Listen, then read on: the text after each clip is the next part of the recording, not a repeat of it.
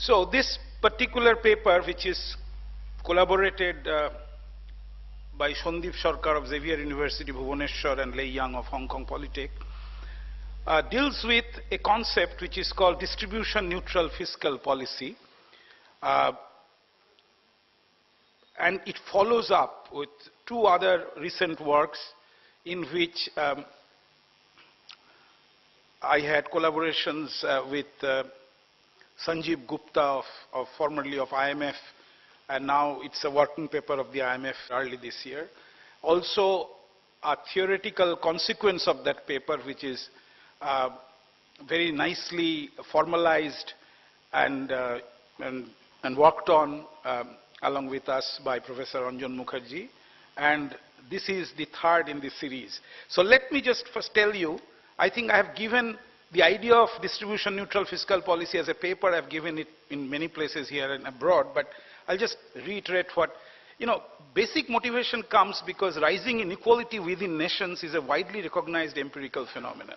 And along with the decline in inequality among nations. If you look at the recent empirical evidence, and empirical evidence in economics is such where people usually do not agree on the final outcome because people might say it's a consequence of the data or methodology or as such. But if you look at the work of both IMF as a world organization, as many others, generally now there is a consensus that inequality among nations somehow have subsided to some extent, but inequality within nations is what is very important. In fact, IMF has a big volume on it, published in 2015, called Fiscal Policy and Inequality, as well as some other, I would say, interesting works, like the book by Richard Baldwin called The Great Convergence, in which Baldwin argues that how the share of GDP of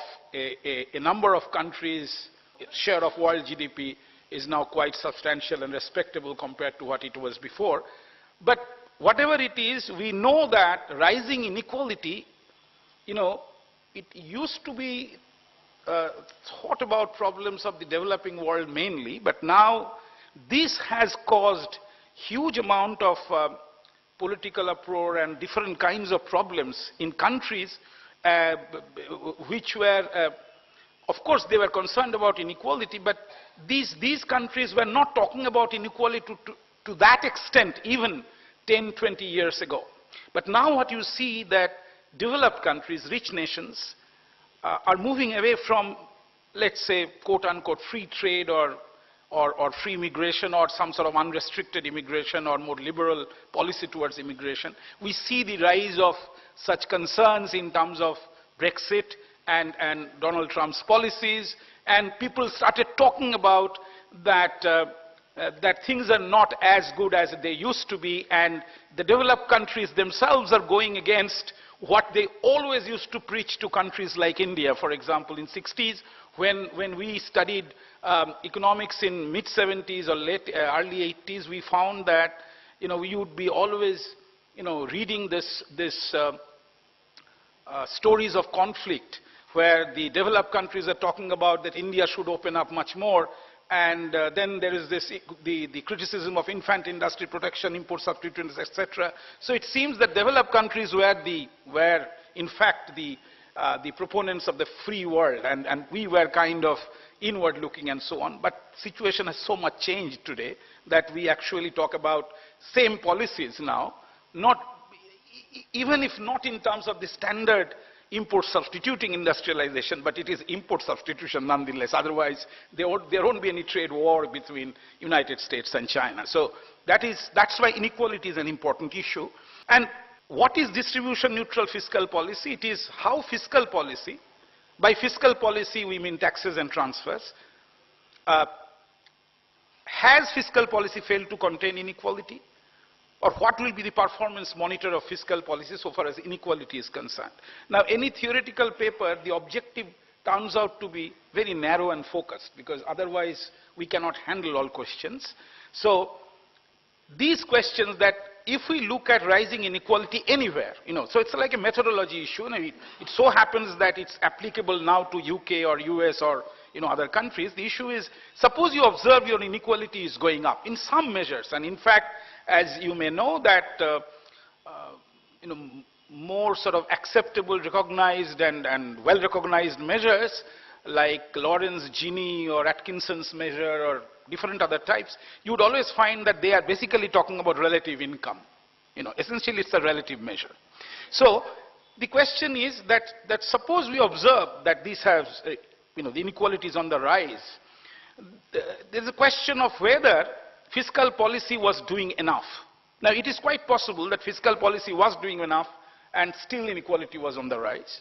But, so the question therefore leads to, what would be the taxes and transfers that you would actually impose to keep the distribution unchanged? So if you're comparing two time periods, let's say, 2008 and 2015, then you try to look at, you look at 2008 distribution and you look at 2015, if the distribution has worsened, the question that you ask yourself is that suppose the government was, or authorities were bent on keeping the distribution intact, then what kind of taxes and transfers they would impose and how that would be different from what they're actually imposing now, what actually they're doing now. So if they are, theoretically speaking, exactly the same, then you know that the distributional neutrality is maintained. But typically that won't be the case. So then you try to question that what has gone wrong, that why the government was not able actually to pursue the policy such that the inequality will not change and at least the social unrest or political unrest or agitations or opposition, opposition's aggressive stances could be contained to some extent, because you would always say, yes, people are, it's true that in the society, people are possibly they should have been much better off, but this relative position seems to be the same. The problem not of this approach, but inequality comes, there is another problem that is attached to inequality, and the problem is that, so it is essentially our concept of what do you mean by welfare in standard economic theory. The welfare comes as of, in terms of absolute increase in income or utility or welfare. So we say that, okay, let's follow Pareto and let's say that things have changed. Now people have done there's classes of people which have done outstanding, and there are other classes who are not worse off. See, as an economist, we should be very happy because Pareto criterion has been satisfied, because nobody is worse off and some people are better off. But the society does not look at it as, a large chunk of the society can find it very difficult to sustain this, because the society might think that, yes, I might have grown a bit, I might have done a little better, but look at the rest of the society. It has just gone past me. It has just shot, their welfare has shot through the roof. Therefore, people, even at an individual level, are concerned about inequality. So it's not really that you put an inequality index in social welfare function because you are a magnanimous government and you want to be a benevolent despot and you try to see, no, I have done everything right, but we have to fix up inequality. People would be irritated by the fact that if they find that, either in their social neighborhood or somewhere, they find that they are sort of lagging behind. It does not matter whether they have improved themselves, but actually the society just is leaving them, stranded at some place. So inequality, therefore, has, problems which are beyond, simple looking at the index and fixing it up, because essentially it creates political problem. It creates social unrest. People are not happy. So that's why this has, I think this idea of actually whether you can tackle inequality in a quantitative sense becomes even more important, because you are trying to contain, some degree of social unrest, political unrest. So in our first work, which is where we considered this approach, and we looked at very simple, tax and transfer schemes which do not have distortions, of course. That's why this paper is with distortions. And there we showed how it would, a distribution neutral fiscal policy theoretically would always exist. That is, if the taxes and transfers do not have distortions, then the government, any government should be able to do it. And then we gave examples what is happening, let's say in United States or in India. Just these two simple examples we provided in that paper. And we showed that at least in case of United States, the topmost income bracket should be taxed at a much higher rate if they want to keep the inequality of the base period, what we took probably just a 2 to 3 years gap or something like that. But that was just an example. We are not making a value judgment about how the government actually worked. And then in the later paper where we discussed, along with Anjanda and Sandeep Sarkar, what we did, we tried to characterize that in the context of Pareto criterion, that we choose a point that on the contract curve, and essentially what we do, we have a selection criteria for Pareto non-comparable points on the contract curve, and there is a unique point which is distribution neutral, which means that all these Pareto non-comparable points, where we talk about, shifting, doing taxes such a way that redistribution takes us, from one equilibrium to the other, we can actually say that there is one particular point where distribution is neutral. No other point is better than that in terms of distribution. So that's whatever we did. Now this particular paper, now what we are going to do is bringing in distortionary taxes and transfers. Now what is distortionary taxes? Everybody knows, because I tax you saying that you are making 100 rupees extra, so I'm going to put some taxes on you, extra taxes maybe. But I also take this feedback that if I impose too much taxes on you so that you want to maintain the inequality, my incentive to earn that 100 rupees will go down the drain because of the obvious reasons that my incentive is affected. So I cannot just go because to the people and say that, okay, because I'm an equality sort of loving government, so let me try to make the society equal. And therefore, doesn't matter. I'm going to impose as much taxes as possible, give as much transfer to those who have not benefited by growth or trade or some sort of expansion. So, but I cannot do that because if this is internalized by people, then actually you have to think thrice before you impose that tax. So these incentive effects have been talked about in many contexts. What we do, we bring in incentive effects or disincentive effects, whatever you call it, and into the taxation and also in transfers, because typically transfers can have incentive effects also, which is in the wrong side or on the right side. And we try to see whether, how one can implement a distribution neutral fiscal policy. In fact, one issue that is important, that is we have to, what we are trying to stress is not that the government won't make an attempt to reduce inequality.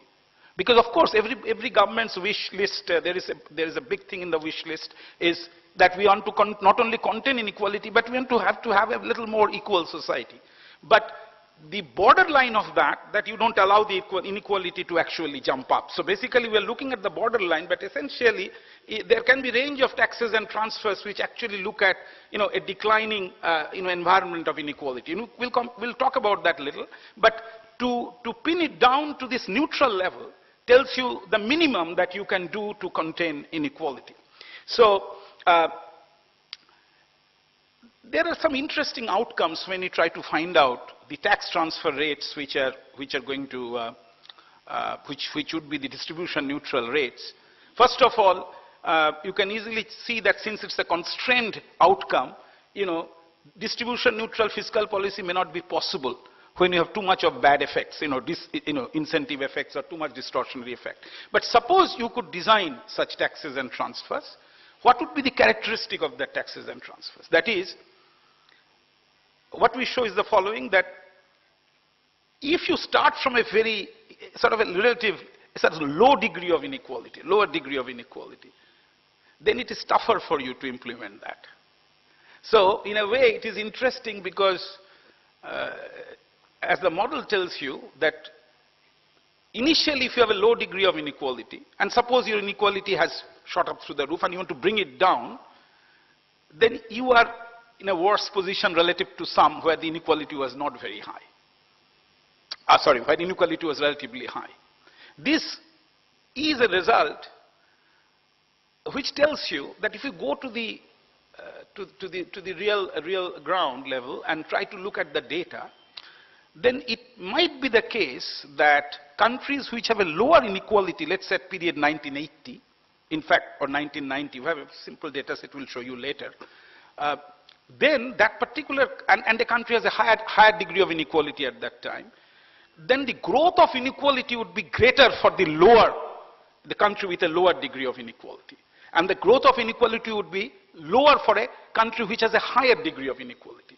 Which means that you should observe other things remaining the same, because two other important issues is your growth rate, that is how the class whom you are going to tax is increasing in terms of its income, and also the current inequality which you are going to tackle, because if the inequality is really very high, it's problem.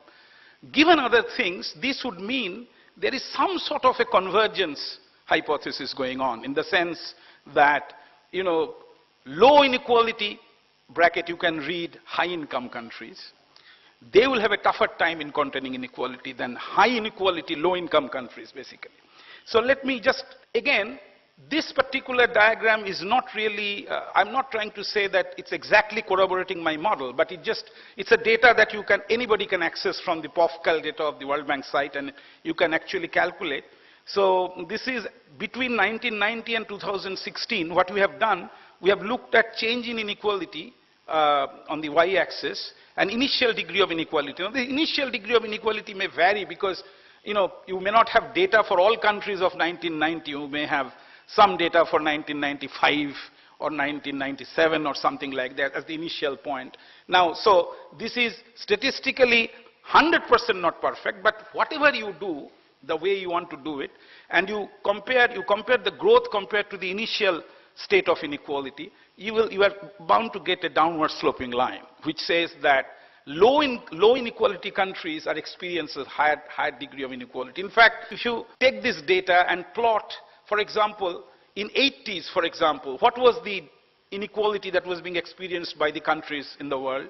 And let's say in 2000, what is the inequality that's being, and you plot them to, you won't get a 45-degree line.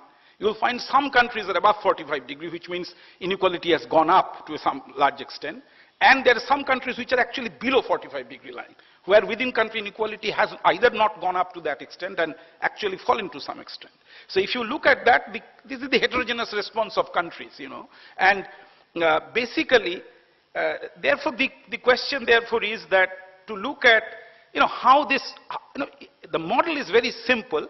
I will also tell you the sketch or the outline of the general proof, but that might not be interesting all of you, but so what I'm trying to do is that there are two classes of people, okay, rich and the poor.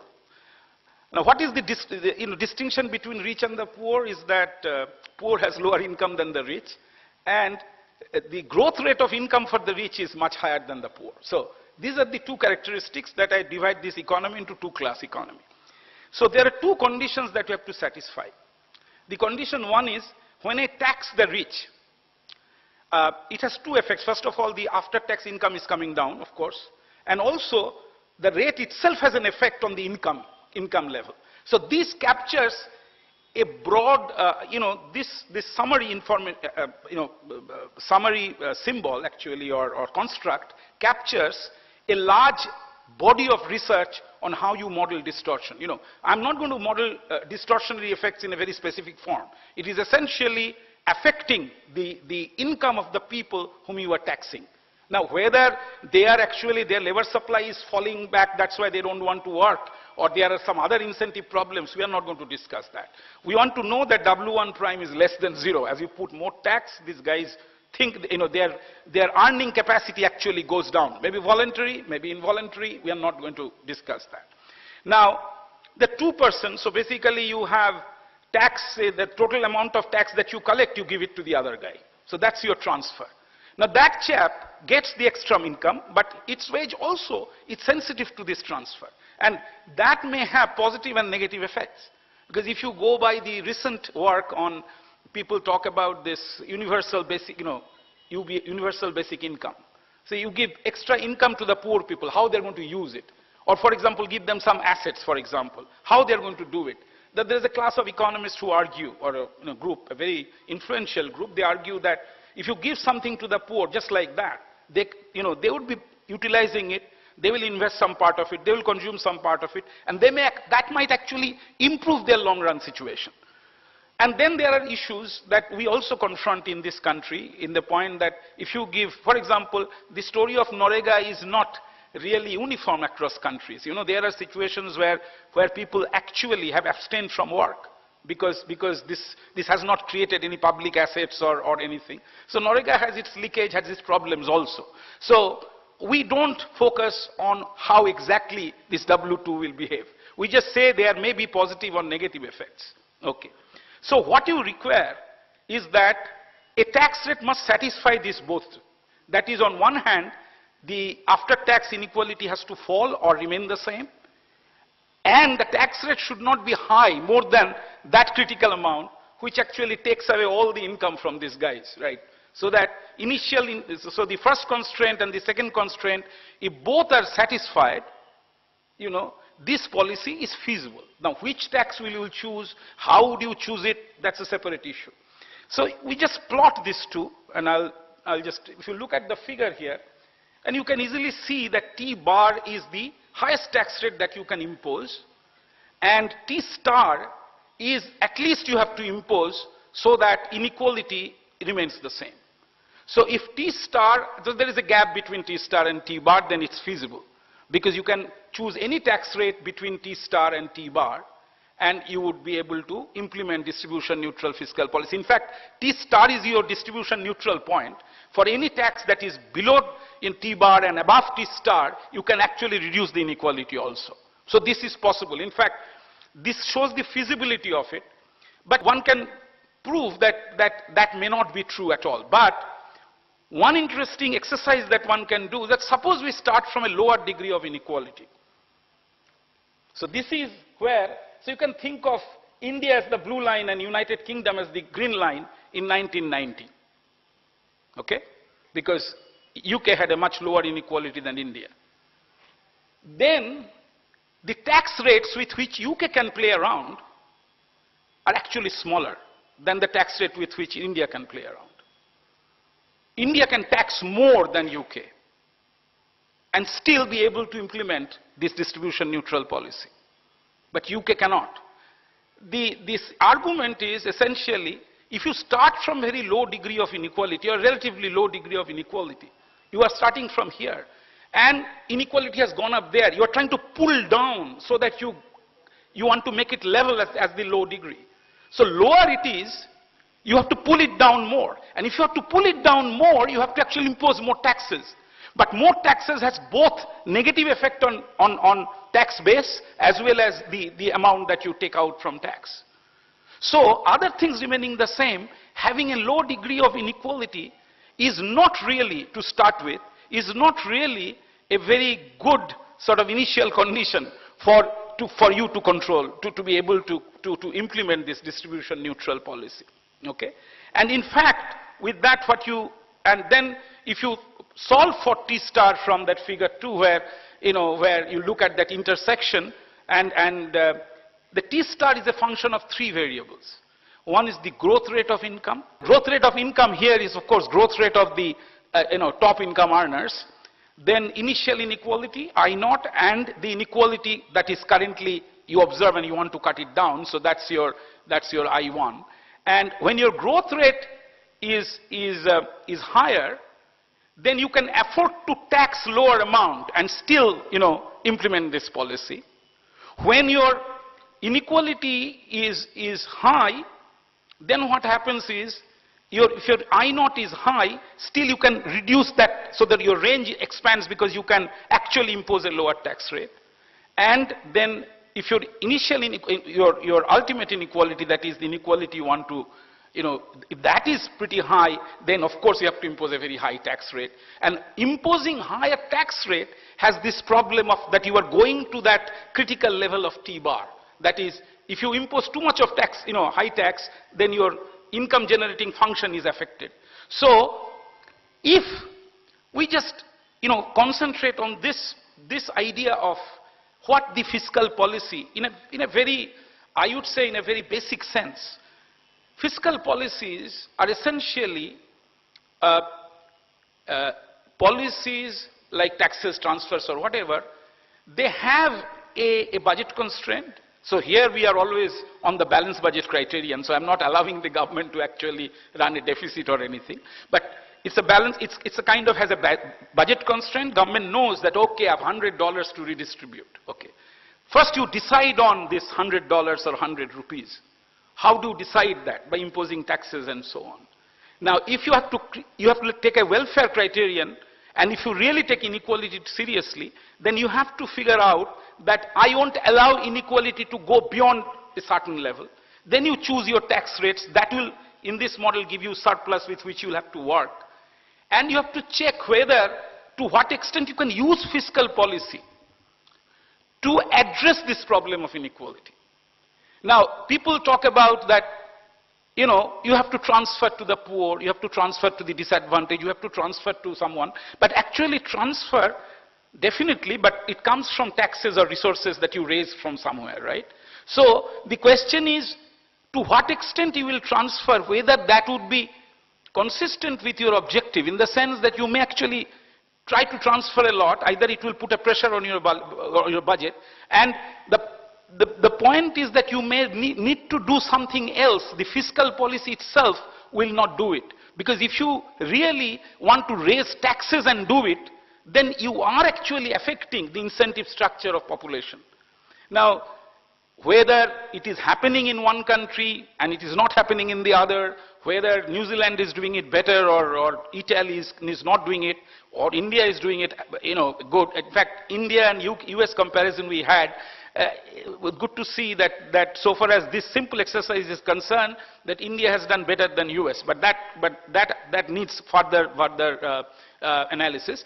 So the problem therefore is whether fiscal policy can address this issue and how far it is addressing this issue be considered as a fiscal performance, as a fiscal monitor.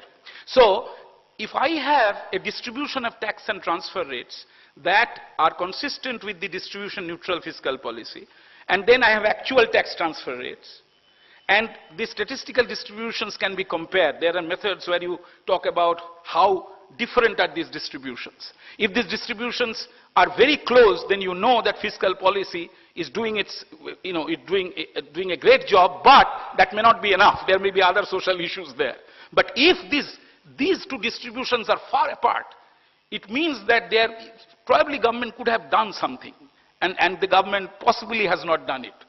And there may be other reasons for that. Well, I'm not, you know, making any judgment, but this can be used as a fiscal monitor, as a fiscal performance index for the governments, for authorities who, so far as inequality is concerned. Now, as I said, the proof is not, is not restricted to this two-class economy. I'll just sketch the proof before I just finish. So you can have two distributions, and you can what you try to figure out what is the maximum tolerable cost so that the distribution neutral fiscal policy is implemented. So you can have n number of people, and then what you compare two distributions where they are everywhere they are the same, but you in one distribution you redistribute from low income to high income so that you make the distribution regressive. And then you compare the maximum tolerable cost of this distribution. You will find that where it is it's more regressive, your tolerable cost, which is, total tax that you impose, is actually lower, that you can actually, impose lower taxes and get away by implementing this policy. So but this proof is, again, is for our, theoretical or sort of a kind of academic satisfaction. But the point is basically as simple as the fact that if you are starting from a low inequality and you want to preserve that, it's a hell of a task, and if your income distribution in the process has become really skewed, then to bring it back to that level, it's tough. So that's why if someone is thinking about it and sort of looking at this paper, one way of actually trying to see that it's capturing reality to some extent, the idea that if you have done well in the past in terms of inequality, and for some reason you could not contain its skewness in recent years or something like that, you would be in a tough, kind of a world to contain it. And then all hell might break loose, and it might show a lot of social unrest and political unrest and so on and so forth. So basically, this particular paper was written as sort of a reflection on Brexit and the general attitude of the Western world in terms of less free trade, less free migration and so on, and more sort of inward-looking policies. But it turns out that we can actually apply, in fact in England there is a group of economists who are trying to apply it now in terms of with British data, which has very good data on taxes and net taxes, net of transfers and so on, to see that what is the fiscal index for monitoring performance for UK. And also there is someone in US, there's a group who's trying to do it, basically at the tenure of presidents of United States, and trying to see, to what extent fiscal policy performed in terms of keeping the inequality in check. So that is the paper, and we hope to apply it empirically in other countries and do more exercises with that, and trying to explain this idea that, what the connection of fiscal policy to inequality, in which there are other empirical papers which have worked on that. But I think that as different types of fiscal policies and their impact on inequality is an interesting way of looking at how inequality can be addressed in terms of quantitative models.